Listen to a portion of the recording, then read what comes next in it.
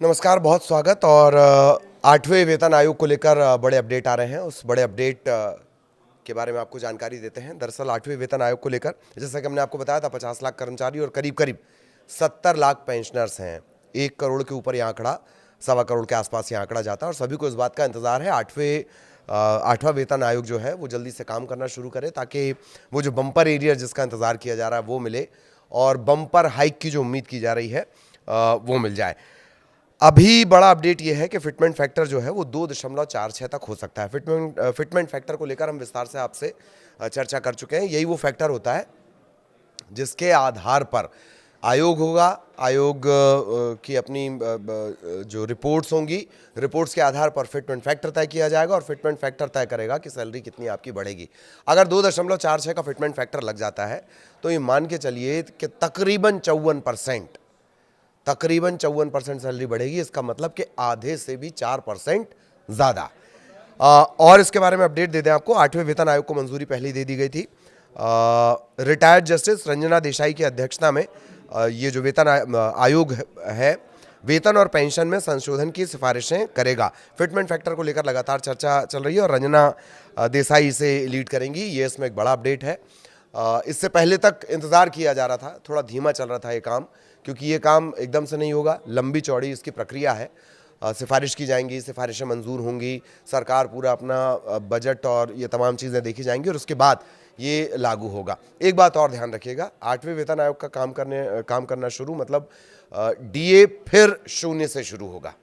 ठीक, basic salary तो होगी, लेकिन डीए जो अभी केंद्र और राज्य सरकार अलग अलग डीए देते हैं, राज्य सरकार की तो बात है, सेंट्रल कर्मचारियों की हम बात कर रहे हैं, तो जो डीए होगा वो 0 हो जाएगा, वो 0 से फिर आगे जाएगा।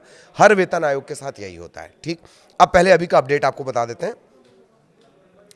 तो रंजना देसाई रिटायर्ड जस्टिस हैं, वो उसकी अध्यक्षता करेंगे आयोग की। कुछ महीनों में अलग अलग मंत्रालय, कर्मचारी संगठन, विशेषज्ञों से बातचीत की जाएगी, फिर सिफारिशें सौंपी जाएंगी। उसके बाद जो करीब करीब 50 लाख कर्मचारी और 70 लाख पेंशनर्स हैं वो उनके लिए तय हो पाएगा कि उनकी सैलरी कितनी बढ़ने वाली है। फिटमेंट फैक्टर सबसे महत्वपूर्ण होता है, वो आपको बता दें। एक्सपर्ट्स का कहना है कि 1.8 से 2.46 ही हो सकता है। 1.8 का कैलकुलेशन भी हमने आपको कई बार बताया है, लेकिन ज़्यादातर जो आकलन है, जो जानकार हैं, वो 2.46 की बात कर रहे हैं। अगर मान लिया, चलिए कम में खुश रहने वाली बात अगर कर ली जाए, 1.8 का फिटमेंट फैक्टर अगर लागू किया जाता है तो लेवल 1 के जो कर्मचारी हैं, इसमें चतुर्थ श्रेणी कर्मचारी आते हैं, चपरासी आते हैं, सहायक आते हैं, उनका वेतन क्या होगा? उनका बेसिक वेतन जो है वो 18,000 से बढ़कर सीधे 32,400 रुपये तक पहुंच जाएगा।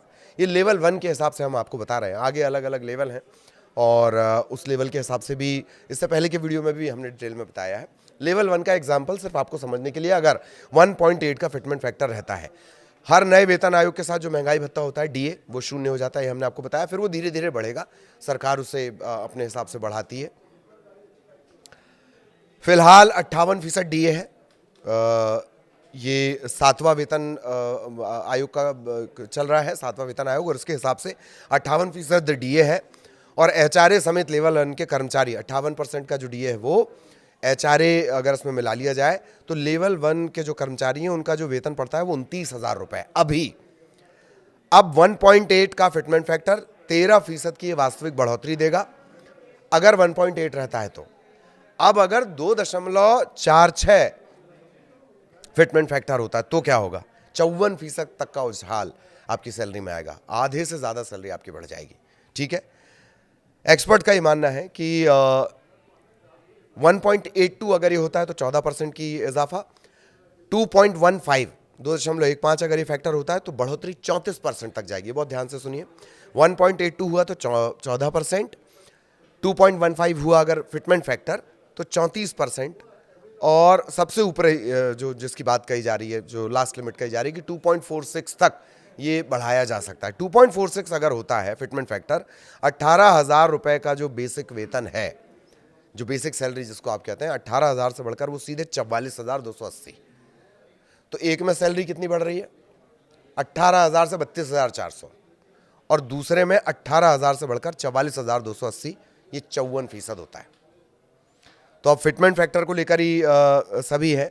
ये आंकड़ा केवल बेसिक सैलरी का होगा। डीए और जो बाकी के भत्ते होंगे वो फिर से शुरू होंगे। डीए तो कम से कम 0 से ही शुरू होता है हर आयोग की शुरुआत के साथ। बाकी के भत्ते अगर जोड़े जाएंगे तो फिर उसमें थोड़ा फर्क आएगा, थोड़ा आगे ही जाएगा वो ऑब्वियसली। अब ये जान लीजिए कि 8वें वेतन आयोग की सिफारिशें लेवल 1 कर्मचारी, पेंशन धारकों सबके लिए बड़ी राहत लेकर आ सकती है। लेवल 1 इसलिए क्योंकि सबसे ज़्यादा जो महंगाई की मार है वो इन पर पड़ती है। हालांकि अलग अलग लेवल पर अलग अलग जो इजाफा है वो होगा फिटमेंट फैक्टर के हिसाब से। तो जो दफ्तरों के सहायक हैं, चपरासी हैं, सपोर्ट स्टाफ, लंबे समय बाद अगर 2.46 होता है तो ये उल्लेखनीय इजाफा होगा, बहुत बड़ी बढ़ोतरी ये कही जाएगी, क्योंकि इससे पहले बम्पर जो इजाफा हुआ है वो पिछले आयोग के कार्यकाल में हुआ है। 7वें वेतनमान में ये कहा जा रहा था, लेकिन चूंकि कुछ करेक्शंस हुए थे और उसके बाद जो फिटमेंट फैक्टर था वो कम था। तो सभी को इस खुशखबरी का इंतज़ार है। मोटा मोटी आपको बता दें कि जो डीए है अभी वो 58% चल रहा है, वो आपको 0 हो जाएगा। शुरुआत से फिटमेंट फैक्टर शुरू होगा। और एक और महत्वपूर्ण बात, fitment factor multiplier. Fitment factor क्या है? वो मल्टीप्लायर है जिसमें कर्मचारी की मौजूदा बेसिक सैलरी यानी मूल वेतन को मल्टीप्लाई कर नई बेसिक सैलरी तय की जाती है। 7वें वेतन आयोग का हमने जिक्र किया था, तब 2.57 फिटमेंट फैक्टर था। तो उस हिसाब से अगर 2.46 अभी हो जाता है तो कितनी सैलरी होगी वो भी हमने आपको बता दिया। करीब करीब 54% का ये उछाल होगा। तो रंजीता देसाई अपॉइंट कर दी गई हैं बतौर अध्यक्ष। Justice Ranjita Desai retired justice हैं और उनकी अगुवाई में आयोग काम करने लगा है। और शुरुआत में थोड़ी धीमी रफ्तार रही, लेकिन अब आयोग तेज़ी से काम करेगा। तो माना यह जा रहा है कि जल्द ही इसमें और भी नए बड़े अपडेट्स आएंगे। फिटमेंट फैक्टर उसमें सबसे इंपॉर्टेंट रहेगा, वो हम आप तक पहुंचाएंगे। नमस्कार।